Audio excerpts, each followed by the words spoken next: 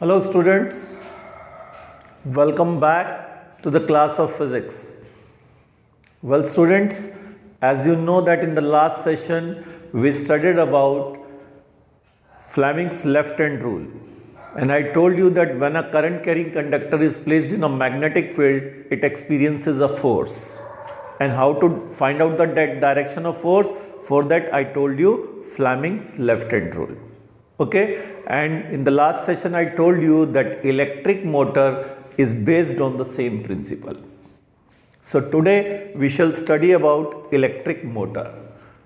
आपने देखा होगा आपके घर electric fan, mixer and grinder, washing machine, water pumps और इवन के जो बच्चों के जो टॉयज होते हैं उनमें ये लगी होती है.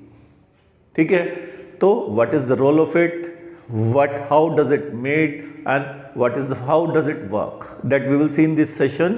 See, electric motor is a device which converts electric energy into mechanical energy. भाई फैन में इलेक्ट्रिक मोटर लगी हुई है, आप स्विच ऑन करिए, इलेक्ट्रिक करंट दीजिए, बदले में आपको ब्लेड्स मैकेनिकल एनर्जी देंगे. Is it clear? तो electric motor converts electric energy into mechanical energy. And now the principle of electric motor. See, when a current carrying conductor या coil is placed in a magnetic field, it experiences a torque. आप इसकी जगह इसे force भी समझ सकते हैं. It experiences a force. As a result of this torque, the coil begins to rotate. Correct? तो जब भी किसी current carrying coil को आप magnetic field में रखेंगे, that will experience a force, and because of that force, that coil will rotate. This is the principle on which electric motor works. Is that clear? Now see the construction of electric motor. ये है electric motor, ये आपके NCERT में diagram दे रखा है. The first part of electric motor, इसमें जो main parts हैं, फर्स्ट इज आर्मेचर. ये जो आप कॉइल देख रहे हैं ABCD, ये आर्मेचर है ABCD. It consist of large number of turns of insulated copper wire wound on soft iron core. तो सॉफ्ट आयरन कोर के ऊपर खूब सारे इंसुलेटेड कॉपर वायर के टर्न्स दिए हुए, तो इसे हम कॉइल या आर्मेचर बोलते हैं. Is it clear? And then field magnet. ये जो मैग्नेट देख रहे हैं आप, ये बेसिकली आपको इसके पोल्स नजर आ रहे हैं. बेसिकली कि ये यू शेप मैग्नेट है जिसका इधर नॉर्थ पोल है और ये साउथ पोल है. तो फील्ड मैग्नेट या the magnetic field is supplied by a permanent magnet. क्योंकि करंट कैरिंग कॉइल जब मैग्नेटिक फील्ड में रखेंगे तभी तो वो फोर्स एक्सपीरियंस करेगा. तो मैग्नेटिक फील्ड में रखने के लिए हमने एक यू शेप मैग्नेट ली है या हॉर्स शू मैग्नेट, जिसके पोल्स यहाँ पर दिखाए गए. Is it clear? And then split ring और कम्यूटेटर. इसमें एक रिंग होता है जिस दो पार्ट्स में बटा हुआ होता है, इसलिए उसे हम स्प्लिट रिंग या कम्यूटेटर कहते हैं. ये देखिए, ये एक रिंग है जो दो टुकड़ों में बटा हुआ है, इसे हम स्प्लिट रिंग या कम्यूटेटर कहते हैं. करेक्ट? तो there are two halves of the same metallic ring. एक ही रिंग के दो हाफ्स होते हैं, and the ends of the armature coil are connected to halves. तो ये जो आर्मेचर है, इसके जो एंड्स हैं, ये इन्हीं हाफ्स से, स्प्लिट रिंग के हाफ से कनेक्टेड होते हैं. ओके, और जब ये कॉइल रोटेट होती है तो ये रिंग्स भी रोटेट होते हैं. Is it clear? And now after that carbon brushes. Carbon brushes यहाँ पर हैं, ये जो एक्स और वाई दिखाए हैं कार्बन ब्रशेस, ये अपनी जगह फिक्स होते हैं. Carbon brushes, they are so fix that they constantly touch the revolving rings. They are in the contact of rings. Battery है यहाँ पर लगी हुई ही. जब हम बैटरी से जब हम की ऑन करते हैं, करंट पास होता है, तो कार्बन ब्रशेस अपनी जगह फिक्स होते हैं. तो जब कॉइल रोटेट होती है तो ये हाफ जो रिंग्स हैं कम्यूटेटर, ये भी रोटेट होता है और ये अपना कांटेक्ट कार्बन ब्रशेस के साथ चेंज करता है. तो कार्बन ब्रशेस करंट को रिंग्स के थ्रू कॉइल में सप्लाई करते हैं. Is it clear? तो carbon brushes, they are so fix that they constantly touch the revolving rings. ये रिवॉल्विंग रिंग्स को टच करते रहते हैं and pass current through them into the coil. Okay, and then battery, it is connected across the brushes. ये battery brushes से connected होती है. Fine. और the brushes pass the current to the rings and then carry to the armature. और brushes का काम क्या है? रिंग्स के थ्रू करंट को आर्मेचर में पास करना. ये नीचे मैंने इनके रूल्स बताए भी हैं यहाँ पर। अब ये वर्क कैसे करती है मैं आपको बताता हूँ, ध्यान से सुनिए। पहली बार, इलेक्ट्रिक मोटर दो तरह की होती है, one is DC and other is AC. हमारे आपके घरों में जो मोटर कनेक्टेड है, चाहे वो वॉशिंग मशीन में है, चाहे वो रेफ्रिजरेटर में है, फैन में है, वाटर पंप में है, मिक्सर ग्राइंडर में है, वो एसी मोटर है, correct. But here we have to study DC motor. तो DC motor mean direct current. जब करंट एक ही डायरेक्शन में फ्लो करता है तो वो डायरेक्ट करंट कहलाता है, और जब करंट एक सर्टेन इंटरवल के बाद अपनी डायरेक्शन चेंज करता है तो वो एसी करंट कहलाता है, ऑल्टरनेटिव करंट कहता है। यहाँ पर जो मैं आपको बताऊँगा वो डीसी मोटर है। हाउ डज इट वर्क मैं आपको बताता हूँ। हमने जैसे ही की ऑन करी, करंट कार्बन ब्रशेस के थ्रू रिंग से होता हुआ आर्मेचर में पहुंचा। अब आर्मेचर की ये साइड देखिए ए बी, इसमें करंट ऊपर को है, तो ये current carrying coil magnetic field में है, it will experience a force. अब ये फोर्स से ये कॉइल किस तरह से रोटेट करेगी, दैट आई टेल।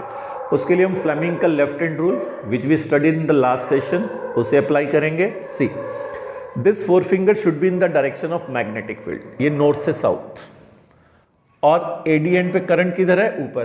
तो आप इस फिंगर को, ये करंट के ऊपर है, ऊपर की तरफ अप्लाई। तो ये थंब ये जिस तरफ जा रहा है उधर की तरफ फोर्स लगेगी, तो यानी कि एडी एंड पे फोर्स किधर को लगेगी, अंदर को, तो एडी एंड अंदर की तरफ जाएगा, फाइन।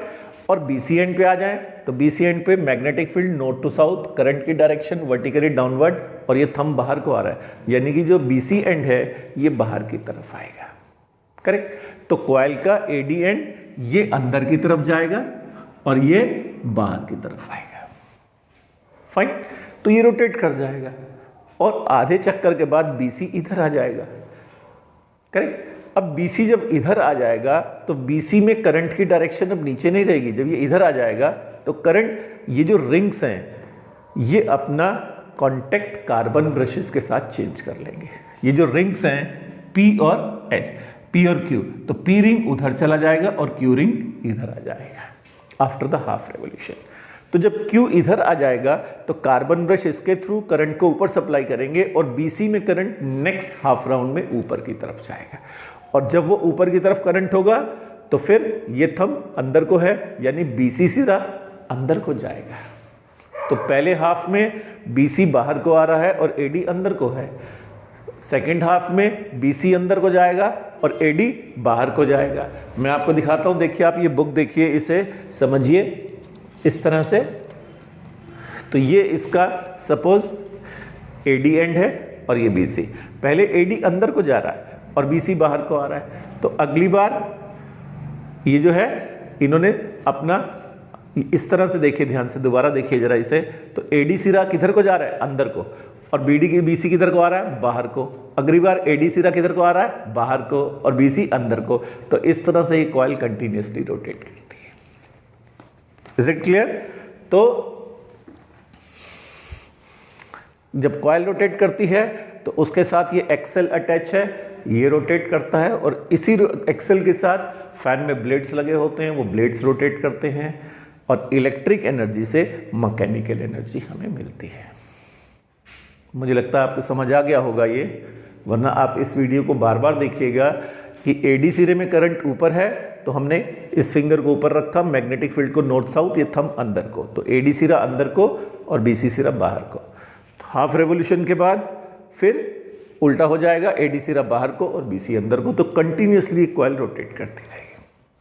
आप यहाँ एक बात ध्यान से देखिएगा, हर हाफ रेवोल्यूशन के बाद कॉइल में करंट की डायरेक्शन रिवर्स हो जाएगी। अभी एडी में करंट ऊपर को है, हाफ रेवोल्यूशन के बाद बीसी में ऊपर को होगी और एडी में करंट नीचे को। लेकिन पूरे सर्किट में जो करंट की डायरेक्शन है वो इधर से इधर एक ही डायरेक्शन में फ्लो करेगा, इसलिए इसे डीसी मोटर बोलते हैं। Is it clear? तो इसमें स्प्लिट रिंग्स का काम क्या हुआ? स्प्लिट रिंग्स का जो काम है, ये क्या कर रहे हैं, हर आधे चक्कर के बाद कार्बन ब्रशेस से अपना कांटेक्ट चेंज कर रहे हैं, जिसकी वजह से कॉइल में करंट की डायरेक्शन हर हाफ रेवोल्यूशन के बाद रिवर्स हो रही है। तो कोई आपसे पूछे what is the role of split rings in electric motor, तो आंसर है to reverse the direction of current in the coil or armature after every half revolution. तो क्योंकि ये रिंग्स, स्प्लिट रिंग या कम्यूटेटर अपना कांटेक्ट कार्बन ब्रशेस से change कर रहा है, इसकी वजह से कॉइल में हर आधे चक्कर के बाद करंट की डायरेक्शन रिवर्स हो रही है. Is it clear? और सेकंड थिंग, कार्बन ब्रशेस का काम क्या है? ये जो कार्बन ब्रशेस हैं एक्स और वाई, ये अपनी जगह फिक्स हैं. कॉइल रोटेट कर रही है, स्प्लिट रिंग्स अपना कांटेक्ट इनसे चेंज कर रहे हैं, जिसकी वजह से तो इनका जो काम है कार्बन ब्रशेस का, करंट को स्प्लिट रिंग्स के थ्रू आर्मेचर में देना. Is it clear? तो इनका काम है to make contact with the split rings and pass current through them into the coil. तो स्प्लिट रिंग का काम है या कम्यूटेटर का काम है कार्बन स्प्लिट रिंग के साथ कांटेक्ट बनाना कार्बन ब्रशेस का. कार्बन ब्रशेस का काम है स्प्लिट रिंग के साथ कांटेक्ट बनाना और उसके थ्रू करंट को आर्मेचर में सप्लाई करना. Is it clear? और आर्मेचर का काम क्या है? आर्मेचर मोटर की पावर को एनहेंस करता है. Is it clear? तो ये इलेक्ट्रिक मोटर है और मैं आपसे बता दूं एनसीईआरटी में जो डायग्राम है वो डीसी मोटर का है, correct.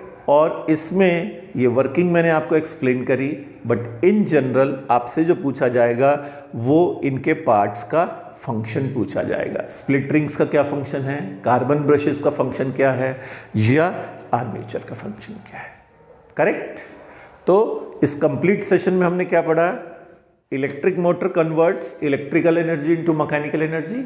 Second thing, we studied about the principle on which electric motor works, and the third thing, various parts of the electric motor, and in the last we studied about the role of split rings, carbon brushes and armature. Okay, so that's it for this session. Next session में मिलेंगे. Till then, bye bye. Thank you very much. Stay safe, stay at home.